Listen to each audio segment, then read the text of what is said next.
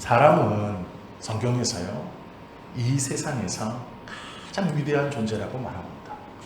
그리고 하나님께서도 이 세상을 다 만드시고 사람을 창조하셔서 원래 우리의 계획과 우리의 순서대로라면 먼저 난 것이 앞서가는 것이고 형이 되므로 우리가 그 먼저 난 것에 소유되어야 하는 것인데, 거꾸로 가장 나중에 만드신 것에 먼저 난 것들을 소유하게 해 주셨습니다.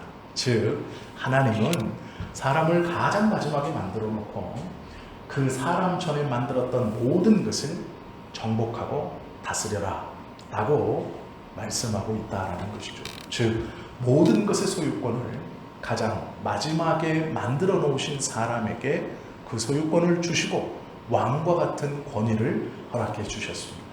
그 대표적인 예가 동물들의 이름을 짓는 것입니다.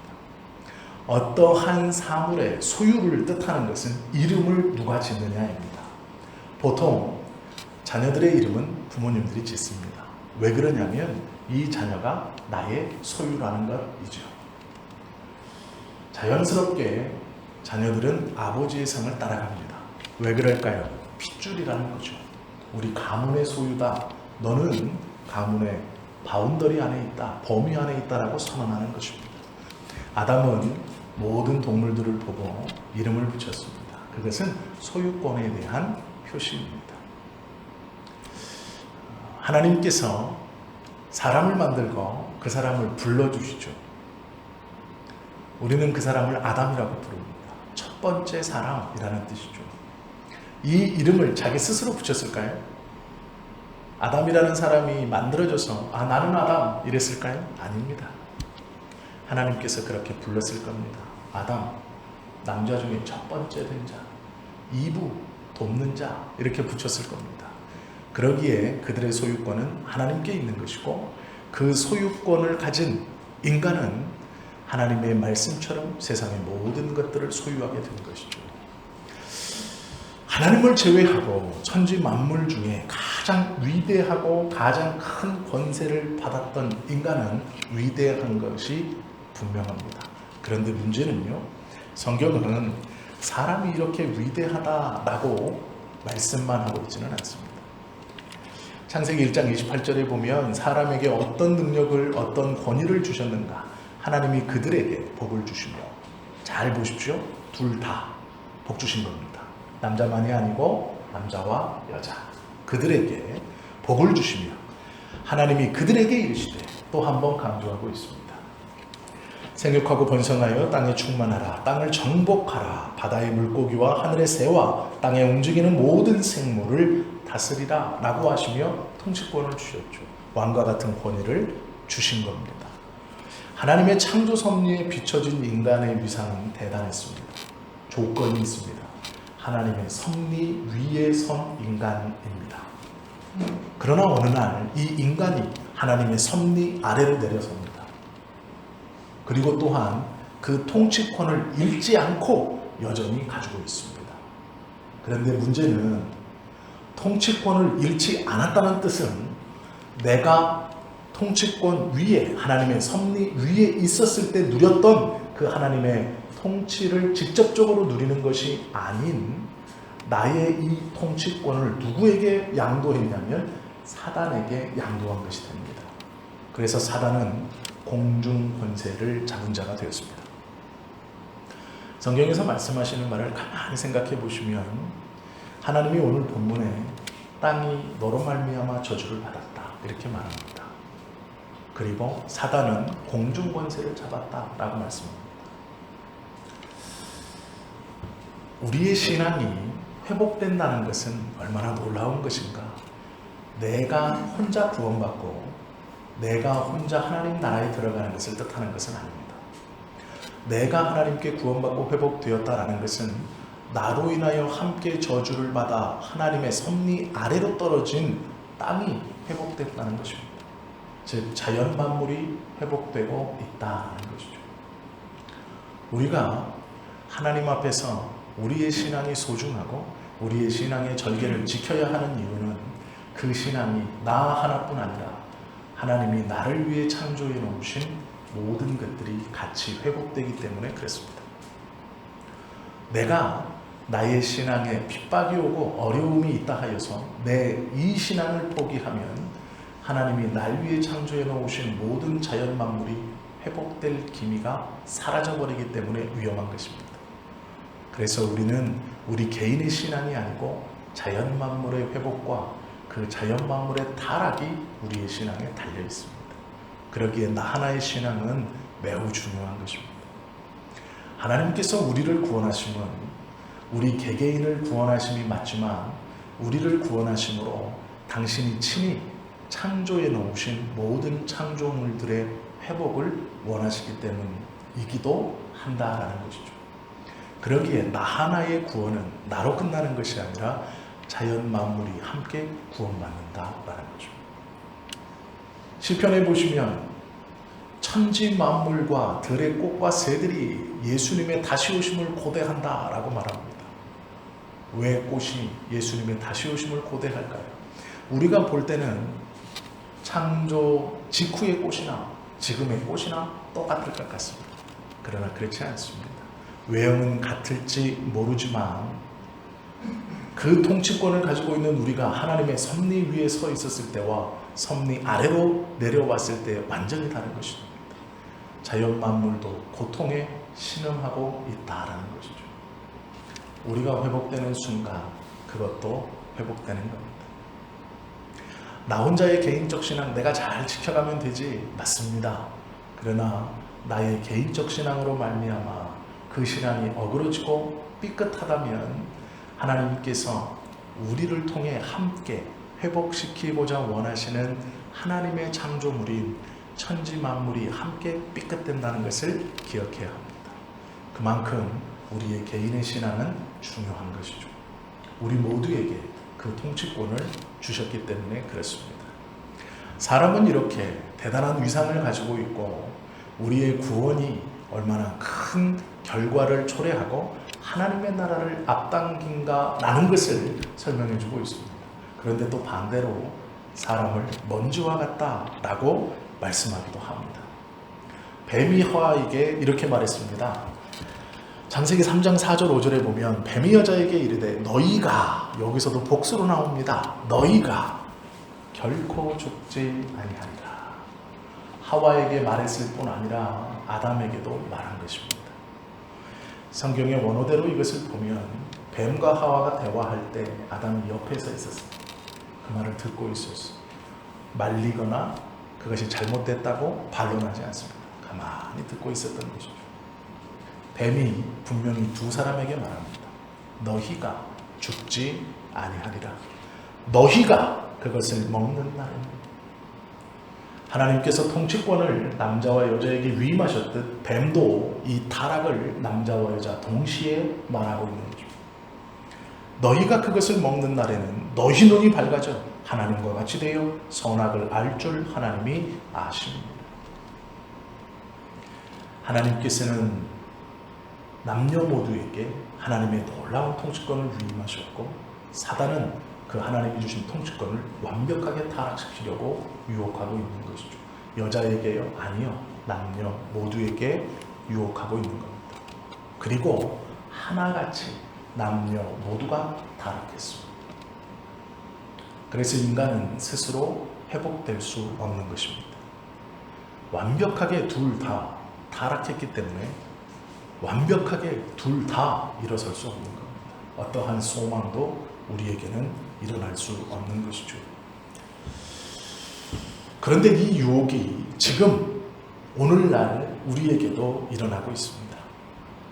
너희가 먹는 날에는 눈이 밝아져 하나님처럼 될 것이다 라는 유혹이 우리에게도 옵니다. 사단은요, 피조물에게 이 유혹을 하며 하나님처럼 된다고 유혹했습니다. 그런데 문제는 신앙생활을 좀 많이 하고 있다는 사람들을 보면 이 하나님처럼 하나님과 같이 되고 싶어 하여서 요상한 짓을 합니다. 인도에 가보시면 종교에 심취한 사람들이 수행이라는 것을 합니다. 진흙 속에 온몸을 담그고 머리만 내밀고 복식 호흡을 하면서 신비한 체험을 하기 원합니다. 목표는 신과 합일되기 위해서입니다. 온몸에 수백 개의 바늘을 꽂고 그 수백 개의 바늘을 통해 느끼는 고통을 초월하여서 신을 만나고 싶어 합니다. 목표는 신과 합일되기 위해서입니다. 그럼 우리는 그렇게 하지 않습니까? 그렇게 하죠. 알 수 없는 주문과 같은 기도문을 외우면서 머리를 흔들고 몸을 앞뒤로 흔들면서 박수를 치고 중얼중얼대며 하나님과 합일되기를 원합니다. 그것을 소위 성령의 체험이라는 이름으로 멋들어지게 갖다 붙이고 억지로 그것을 하기 위해서 노력하는 모습을 봅니다. 교회를 많이 다니시고 신앙생활을 오래 하셨다는 분들 중 이 신앙의 체험을 간절히 사모하여서 그렇게 해준다는 곳을 찾아다니기도 합니다. 스님이었다가 목회자가 된 김경화 목사라는 분이 있습니다. 이분이 불경을 읽으면서 이런 경험을 많이 했답니다. 소위 자기가 부처와 하나가 되는 느낌. 계속해서 반복적으로 불경에서 한 대목을 떼어서 외움으로 그런 경험을 해봤었다라고 이야기했습니다. 과학자들도 과학이라는 이름으로 신에게 접근하기 위해서 노력하고 있죠. 생로병사를 이제 자신의 마음대로 조정할 수 있다라고 말합니다. 인간은 병들지 않고 영원히 살 수 있는 이론이 밝혀졌다라고 말하죠. 사람을 그대로 만들어낼 수 있는 지도를 우리는 이미 가지고 있다라고 말하기도 합니다. 그리고 그 연구를 통해서 사람의 한계를 뛰어넘어 신과 같이 되기를 원하는 것이죠. 교회 안에서도 이 신과 합해진다라는 것은 거부할 수 없는 유혹으로 다가오고 또 많은 성도들이 이곳에 넘어갑니다. 옛날 소설이긴 한데 장미의 이름으로 라는 소설이 있습니다. 영화로도 제작되었는데요. 이 소설에 보면 거기에 있는 신앙인들이 전혀 의미 없는 문구를 계속 반복적으로 외웁니다. 정말 죄송한 얘기지만 목사님들 중에도 방언하고 싶으냐 할렐루야를 계속 외워라 이런 분 있죠. 이것이 전혀 근본 없는 이야기가 아니고요. 정신과에서 의사들이 반복적인 것을 무의미한 단어일지라도 계속 외우면 점점점 무뎌져 그 행위로 인해서 신비한 체험을 할 수 있다고 얘기합니다. 그래서 꼭 할렐루야가 아니어도요. 쓰레빠만 외워도 되는 겁니다. 사람의 뇌가 얼마나 간사한지 그것이 반복적으로 울려지고 읊어지면 그 단어를 통해서 자신의 뇌가 스스로 최면 상태에 빠지고 신비한 경험을 한 것처럼 느끼게 만든다는 것이죠. 만약에 제가 한 20년 지나서 할렐루야를 계속해서 외치시면 하나님이 찾아와 주실 겁니다. 그러면 우리 목사님 은퇴할 때 됐구나 이렇게 생각하시면 됩니다. 그리고 정중하게 오셔서 은퇴를 권하시면 됩니다. 그것은 성경적이지 않아요. 동일한 단어를 반복해서 말한다고 성령이 임한다면 하나님의 말씀과 은혜를 체험하지 못할 사람이 어디 있겠습니까? 그 신비한 체험을 이루지 못할 사람이 어디 있겠습니까? 그것은 신비한 게 아닙니다.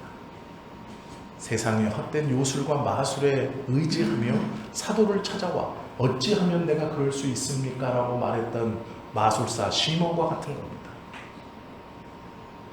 잘못된 것에 현혹되지 않기를 바랍니다.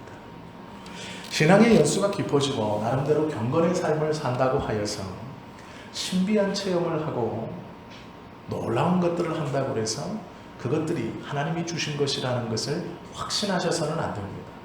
내가 이제 그것을 체험할 때가 되었지. 그 방법을 누군가는 알려주고 있고 우리 목사는 모르지만 다른 어떤 목사는 알고 있지라고 생각이 드신다면 그대로 하셔서 만약 그 신비 체험을 하시더라도 내 안에 예수님으로 인한 뜨거움이 다시 살아나지 않거나 나의 모든 것을 바쳐 하나님의 뜻을 이루어야지라는 결심이 없거나 나의 삶에서 미웠던 그 사람이 용서가 여전히 되지 않는다거나 나의 삶에 정말로 쓴뿌리와 같은 것이 해소되지 않는다면 그것은 하나님의 은혜를 체험한 것이 아니다라는 것이죠.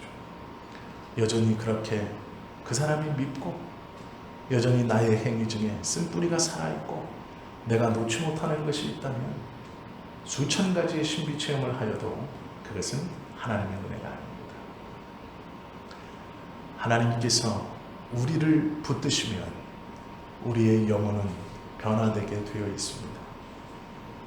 하나님께서 정말로 우리를 붙드시는 방법은 주님의 말씀을 깨달아감으로 하나님의 뜻을 확실하고 분명하게 알아감에 있습니다.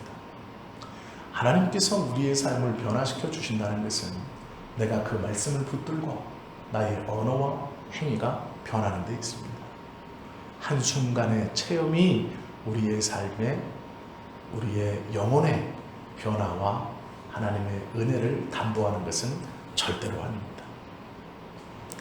창세기 3장 17절과 19절을 보면 아담에게 이르시되 내가 내 아내의 말을 듣고 내가 내게 먹지 말라 한 나무의 열매를 먹었은즉 땅은 너로 인하여 말미암아 저주를 받고 너도 내 평생에 수고하여야 그 소산을 먹으리라.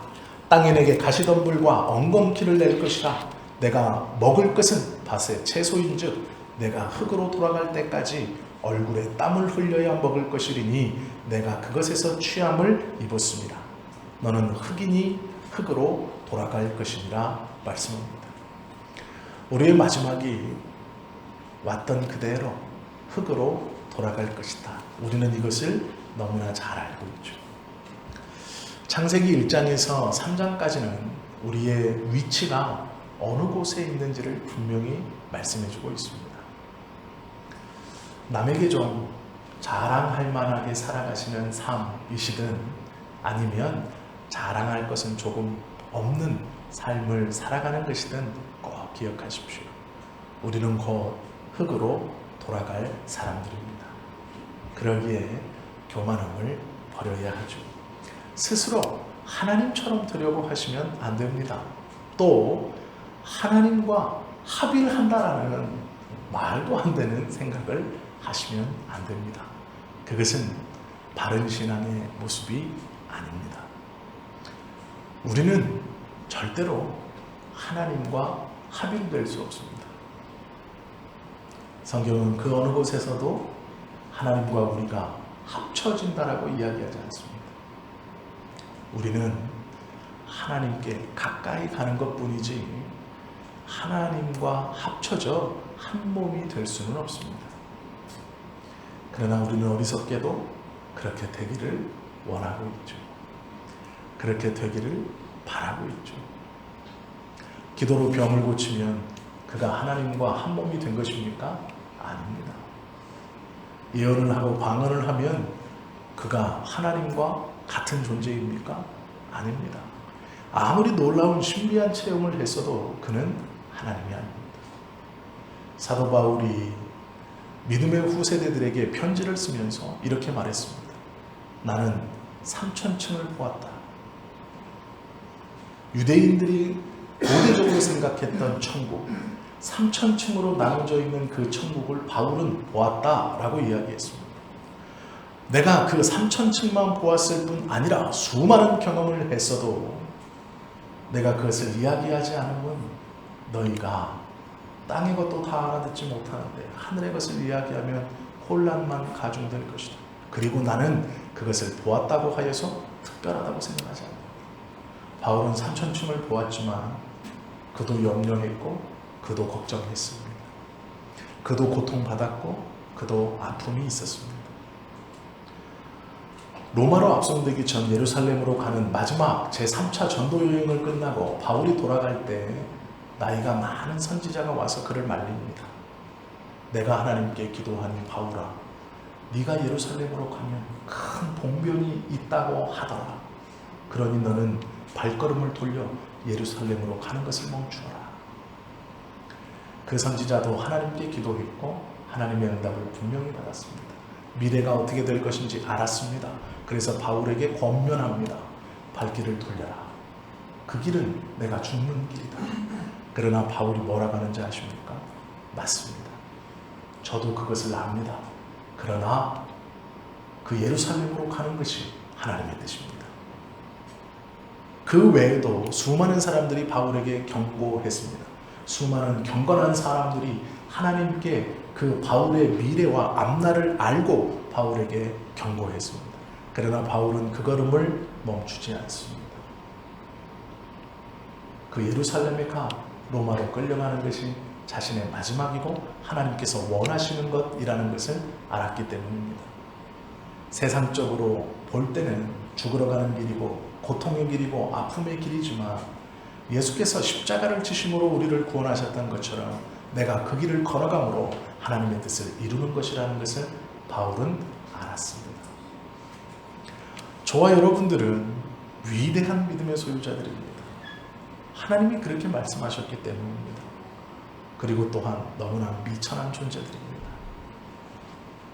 우리의 삶을 통해서 하나님이 어떠한 그림을 그려가시든 그 그림 속에 담겨있는 풍경에 얼마나 많은 은혜와 얼마나 많은 하나님의 놀라운 체험을 하셨든 하나님께서 우리에게 원하시는 삶의 모습이 지금 우리가 살아가는 모습이라면 누가 보아도 힘들고 누가 보아도 어려운 길이어도 그 길을 걸어가는 것이 하나님의 뜻입니다. 놀라움을 회복하고 영광의 믿음으로 다시 거듭나는 것은 이 땅에서가 어쩌면 아닐지 모릅니다. 예수님께서 오셔서 우리를 다시 회복시켜 주시고 그 놀라운 하나님의 나라에 우리를 반겨 맞아 주시는 그날일 것입니다. 힘들고 어려운 삶의 모양을 다른 사람에게도 보이고 내 스스로도 알고 있지만 우리가 그것을 놓고 도망칠 수 없음은 하나님께서 원하시는 것이 그것이기 때문에 그렇다라는 것이죠. 그러나 하나님의 말씀을 꼭 기억하십시오. 고린도후서 5장 17절에 보면 그런즉 누구든지 그리스도 안에 있으면 새로운 피조물이다. 이전 것은 지나갔으니 보라 새 것이 되었도다. 과거에는 동일한 모습을 살아가더라도 우리와 죄와 욕심에 눌려서 이 삶을 살아왔을지언정 지금 우리가 그리스도 안에 있다면 새로운 피조물이 되어 살아가는 것입니다. 다르게 사는 게 아니고요. 여전히 그 자리에서 그렇게 사는 것입니다. 그러나 새로운 피조물로 살아가는 것이죠. 그것이 우리에게 하나님이 허락해 주신 놀라운 은혜입니다. 신비한 체험이 없으셔도 걱정하지 마십시오. 제가 보니까요. 신비한 체험을 많이 한 사람은 좀 세상의 것에 재미를 못 느끼더라고요. 그런데 저는 작은 것도 재밌습니다. 하나님 잘 믿고 하나님이 주신 세상의 것도 재미있게 누리며 사는 것, 그것이 좋은 것 아니겠습니까? 너무 영적인 것에 빠지면요 세상의 것에 흥미가 없어요. 그런데 이 세상의 것도 하나님이 주신 거거든요. 맛있는 건 먹어라. 에이, 뭐 다 소용없는데 맛있는 맛은 상관없습니다. 아, 그러면 삶이 얼마나 건조합니까? 좋은 것을 누려라 허락해 주셨는데, 에이, 뭐 천국 가면 뭐 더 좋을 텐데요. 그 어리석은 삶입니다. 좋은 것을 주시면 좋은 것을 누리고, 맛있는 것을 허락하시면 맛있는 것을 드시면 됩니다. 그리고 행복해하고 감사하며 살면 되는 것이죠. 신비한 체험이 없다 하여도 우리에게 하나님의 말씀인 성경이 가까이 있는 한 그 어떠한 신비한 체험보다 더욱더 분명한 복음의 확신을 주시기에 감사할 수 있는 것이죠. 성경을 몰라서 하나님의 뜻을 모르기 때문에 무언가 다른 것을 구하는 것입니다. 하나님의 뜻을 온전히 안다면 그 하나님의 뜻 외에 다른 것은 필요 없는 것이죠. 믿음의 사람이 고백하기를, 하나님, 나의 외양간에 송아지가 없고 포도나무에 과실이 없어도 저는 감사합니다. 하나님이 나와 함께 계시니 감사합니다 라고 고백한 것을 우리가 기억할 수 있어야 됩니다. 나의 자녀가 지금은 비록 내 뜻대로 되지 않더라도, 우리의 가정이, 배우자가, 사업이 내 마음대로 되지 않더라도, 어쩌면 교회와 목회자와 성도가 내 분과 마음에 차지 않더라도 그 차지하림을 좀 내려놓고 그 자리에 하나님 한 분을 모셔드려 기쁨으로 고백하시면 하나님께서 그 삶을 의롭다 인정해 주시지 않을까 합니다. 그것이 우리의 신앙의 모습이어야 할 것입니다. 그리스도로 살고 그리스도로 죽을 수만 있다면 우리의 삶은 복된 것일 것이죠. 우리는 먼지나는 흙에 불과하다라고 성경은 말합니다. 그렇게 보잘것없는 우리를 구원해 주셔서 놀라운 권세를 주셨으니 그 권세를 주신 하나님을 꼭 붙들고 살아가는 것이 우리의 믿음이어야 할 것입니다. 오직 주님을 나의 주님으로 모실 때 그 고백이 가능합니다. 남에게 들려지는 하나님이 아니라 내 안에서 고백되어지는 하나님이 우리의 입술로 고백되어질 때 그 하나님이 나의 하나님이 되는 것이죠. 내 안에서 샘솟는 기쁨이 없다면 다른 이가 아무리 찬송하여도 그것은 나와는 상관없는 것이 됩니다. 마음에 기쁨이 없고 감사가 없고 힘만 드는 삶을 살고 계시다면 저에게 고백되어지는 하나님이 그 하나님이 아니고 성경을 통해 나에게 말씀하시는 하나님이 이미 성령님을 통해 내 안에 있다는 것을 돌아보시고 기억하십시오. 그리고 그 돌아봄과 기억을 고백하시면 하나님께서 그 기쁨을 회복하게 해 주실 것입니다. 오직 주님을 나의 주님으로 모시고 고백할 때 우리는 하나님의 동행을 경험하며 살아갈 것입니다.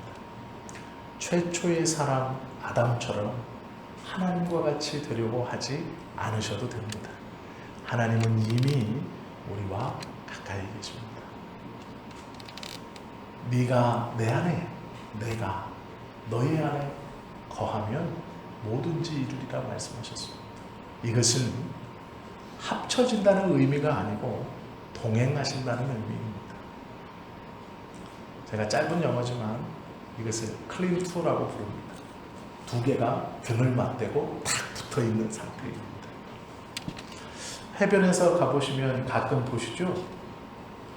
남자와 남자가 하면 안 됩니다. 남자와 여자가 서로 등을 맞대고 서로 의지해서 서 있는 상태. 무슨지 이해하시죠? 이 상태가 클린트입니다. 이것이 동행의 의미입니다. 하나님께서 우리와 다 붙어서 가까이 함께 가신다라는 뜻이죠. 예수님께서도 멍에를 함께 맨다라는 말씀을 하셨을 때 어깨를 나란히 한다라는 뜻입니다. 그런데 놀라운 것은요, 소가 멍에를 맬 때도 그 멍에가 똑같이 생긴 게 아닙니다. 힘을 쓰는 소의 멍에가 더 크고 더 견고합니다. 그리고 그 옆에 소는 똑같이 힘을 쓰는 것 같지만 아니요. 메인이 되는 오른쪽의 소가 힘을 쓰고 있기에 왼쪽의 소가 같이 끌고 가는 겁니다. 멍에는 동일한 것이 아니고 한쪽이 힘을 쓰고 있어 한쪽이 힘을 쓸 수 있는 겁니다. 나의 멍에는 가볍고 쉽다라고 말씀하실 때 내가 무거운 쪽의 멍에를 메고 끌고 가니 너는 멍에를 얹고 힘을 쓰고 따라와라 라는 것이죠. 그 멍에를 앞으로 끌고 가는 것은 메인이 되는 오른쪽의 소입니다. 그 오른쪽의 소가 예수님이 되어주시겠다 우리에게 말씀해 주신 것이죠. 그 예수님께서 오늘도 우리와 다 붙어서 우리의 삶의 반쪽의 멍에를 메고, 아니 그 삶을 지탱하고 이겨나가는 온전히 힘을 쓰는 오른쪽 소의 멍에를 메고 걸어가 주시는 것이죠. 주일에 모여 예배하면 그 하나님께 감사하는 겁니다. 그리고 나와 붙어있는, 그리고 멍에를 메어주시는 그 주님을 기억하는 것이죠. 감사할 수밖에 없고 찬송할 수밖에 없는 것입니다. 이것을 기억할 때 하나님이 기뻐하시는 삶을 살 수 있는 겁니다. 기뻐하시는 고백을 드릴 수 있는 것이죠. 바라고 원하기는 저와 여러분 모두가 이 예수님을 잊지 않고 기억함으로 날마다 감사하시고 날마다 나와 함께 멍에를 메어 힘있게 앞으로 전진해 가시는 그 주님을 부지런히 따라가며 함께 어깨를 맞대고 우리의 삶을 동행해 가시는, 그래야 우리의 입술로 감사와 찬송이 넘치는 그러한 고백을 알며 살아가실 수 있기를 예수님의 이름으로 축원합니다. 기도하십니다.